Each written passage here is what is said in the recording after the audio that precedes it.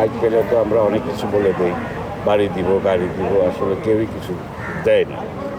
আর ইন্ডাস্ট্রিজে এখন তো কোনো কাজই নাই। চলচ্চিত্র শিল্পী সমিতির এই পর্যন্ত যতটা নির্বাচন হয়েছে খুব মানে জাঁকজমকপূর্ণই হয়েছে। একটা উৎসবের মতো আমরা এই নির্বাচনটা করি। সবাই আমরা শিল্পী, দুটা প্যানেল হয়, দুই জায়গায় দুই প্রতিদ্বন্দ্বী প্যানেল হয়। তারপরে নির্বাচনে যারা পাশ করে একটা মালা বদলের পালা হয়। পরের দিন থেকে কিন্তু আবার সবাই আমরা এক।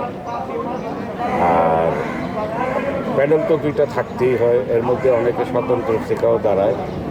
তো আলহামদুলিল্লাহ এই পর্যন্ত কোনো ঝামেলা হয়নি, ভালোভাবেই সব শিল্পীদের সময় কাটছে। আপনারা তো নিজেও দেখতে পাচ্ছেন, আনন্দের সাথেই সবাই নির্বাচনে অংশগ্রহণ করেছে এবং ভোটাররা, শিল্পী ভাই বোনেরা চলে আসে 12টার পর থেকে রাত্রে 8টা-9টা পর্যন্ত থাকে। তো এই নিয়েই আছি আর কি। নির্বাচিত প্যানেলের কাছে যেই আসুক দায়িত্বে, তাদের কাছে প্রত্যাশাটা কী থাকবে আপনাদের? প্রত্যাশা এখন ঘটনা হয়েছে আমাদের এই ব্যাপারে বলবে যে প্রেসিডেন্ট, সেক্রেটারি যারা বড় নেতৃত্বে আছে। আমি একটা ছোটোখাটো পোস্টে দাঁড়িয়েছি, কোষাধ্যক্ষ, কিন্তু আমি রানিংও কিন্তু এবারও কোষাধ্যক্ষই ছিলাম। আমি 4বার পাশ করেছি। তো আমাদের কোনো ইস্তিহা বলতে আমি ব্যক্তিগত কোনো ইস্তিহা দিতে চাই না। আমি আসছি যদি নির্বাচনে জয়ী হই, শিল্পীদের জন্য কাজ করি এবং শিল্পীরা কীভাবে ভালো থাকবে, চলচ্চিত্রটাকে কীভাবে ভালো করা যাবে, এগুলো নিয়েই কাজ করতে হবে। এবং কিছু অসহায় শিল্পী আছে, তাদের পাশে দাঁড়ানোর চেষ্টা করব। ওই যে মাইক পেলে তো আমরা অনেক কিছু বলে দিই, বাড়ি দিব, গাড়ি দিব, আসলে কেউই কিছু দেয় না। আর ইন্ডাস্ট্রিজে এখন তো কোনো কাজই নাই। এর মধ্যেই বিগত 2টা বছর যেভাবে আমরা গত ক্যাবিনেট ছিলাম, আলহামদুলিল্লাহ ভালোভাবেই কাজ করেছি। শিল্পী সমিতির জন্য মোটামুটি 6-7টা বড় বড় প্রোগ্রাম করেছি। শিল্পীদের ঈদ সালামির ব্যবস্থা করেছি। অসুস্থ শিল্পীদের পাশে দাঁড়িয়েছি।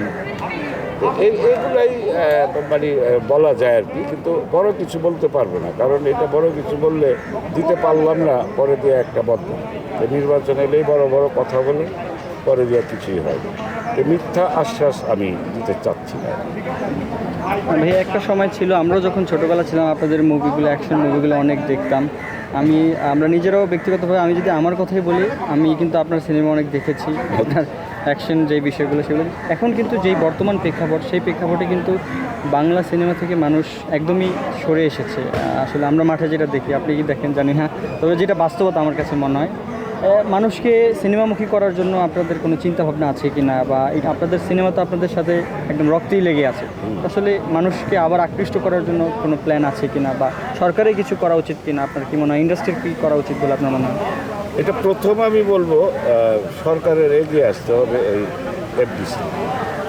কারণ সরকার যদি আমাদের বর্তমানে আরও 300 সিনেমা হলও তৈরি করে, তাহলে আবার হয়তো আগের মতো হবে না, কিছুটা ভালোর দিকে চলচ্চিত্র আসবে। কারণ সিনেমা হলই নাই। এখন একটা প্রডিউসার টাকা লগ্নি করবে, উনি তো বিজনেসের জন্য করবে। তার টাকাটা লগ্নি করার পর যদি সে ব্যাক না পায়, কেন করবে? সবারই তো পরিশ্রমের টাকা, তাই না? আর আমি চলচ্চিত্র নির্মাণ করলাম, কিন্তু হল নাই, এটা চালাবো কোথায়? এই জন্য নতুন মিনিমাম 300 সিনেমা হল করতে হবে, মিনিমাম। অবশ্যই চলচ্চিত্র আগের মতো না হইলেও কিছুটা ভালোর দিকে যাবে, তখন শিল্পীরাও কাজ করতে পারবে, বেকারত্বটা ঘুচাবে। আমরা দেখেন, অভিনয় করে আমরা চলি, অভিনয় করে খাই, অন্য কিছু কিন্তু শিখি, ঠিক আছে? আর শিল্পীরা কি করবে? এখন যদি আমি কোথাও যাই বলি, ভাই আমার চলচ্চিত্র নাই, আমাকে একটা চাকরি দেয়, কেউ দিবে? আমাকে দিবে, হাসবে, আরে আপনি একজন অভিনেতা, কী কর না কোন চাকরি। কিন্তু আমি কিন্তু তাহলে সিরিয়াস বলছি, কিন্তু আমার দুঃখটা বুঝতে পারি। তো এরকম অনেক শিল্পী এভাবেই চলতেছে, কাজকাম কম। সরকারের এগিয়ে আসতে হবে, চলচ্চিত্রটা আবার নতুনভাবে গড়ে তুলতে হবে, শিল্পীরা কাজ করতে পারবে, তখন সবাই ভালো থাকবে। তাই না? এটা আমরা অনেকবার অনেক দিক দিয়ে আমাদের পরিচালক সমিতি, প্রযোজক সমিতি তারাও চেষ্টা করতেছে।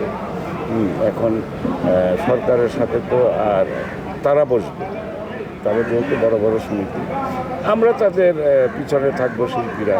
হ্যাঁ, তারা যেটা বলে আমরা সেই পক্ষেই থাকবো। চলচ্চিত্রটা ভালো। আমি সমিতিতে বসলাম, আমি নির্বাচনে পাশ করলাম, কোনো কাজই করতে পারলাম না। কিন্তু এই নির্বাচন করে নেতৃত্ব কোনো মূল্য থাকে না, তাই না? নেতৃত্ব দিতে গেলে কাজ করতে হবে, কাজের করতে গেলে চলচ্চিত্রে সিনেমা হল বাড়াবে, তাহলে আবার নতুন করে কিছুটা ভালো দিকে যাবে। আপনি বলেছেন সরকারকে এগিয়ে আসতে, সরকার তো এগিয়ে আসলে হবে না, শিল্পীদেরও এগিয়ে যেতে হবে। এর আগে আপনি কমিটিতে ছিলেন, নির্বাচিত হয়েছেন।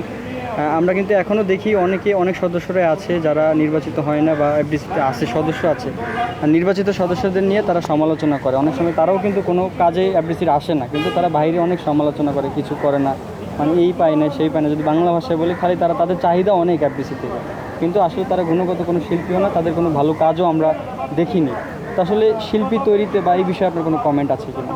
তা এই বিষয় তো ভাই আপনার সব জায়গাতেই আপনার কিছু লোক থাকবেই আলোচনা সমালোচনা করার জন্য।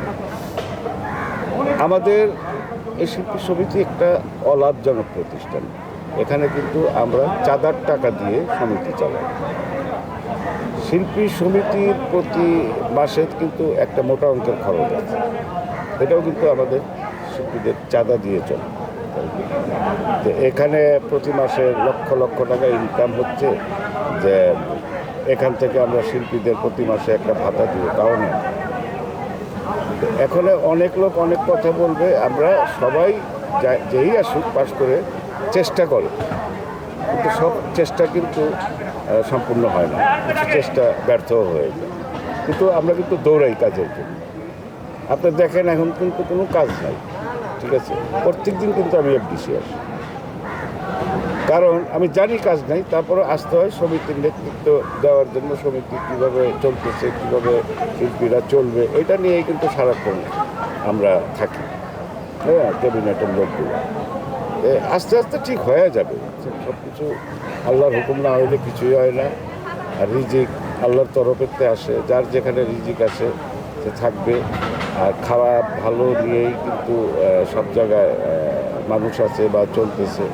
এর মধ্যে কিছু মানুষ অনর্থক কিছু প্রশ্ন করে, থাকবেই এইগুলো। এগুলা ধৈর্য কোনো লাভ নাই।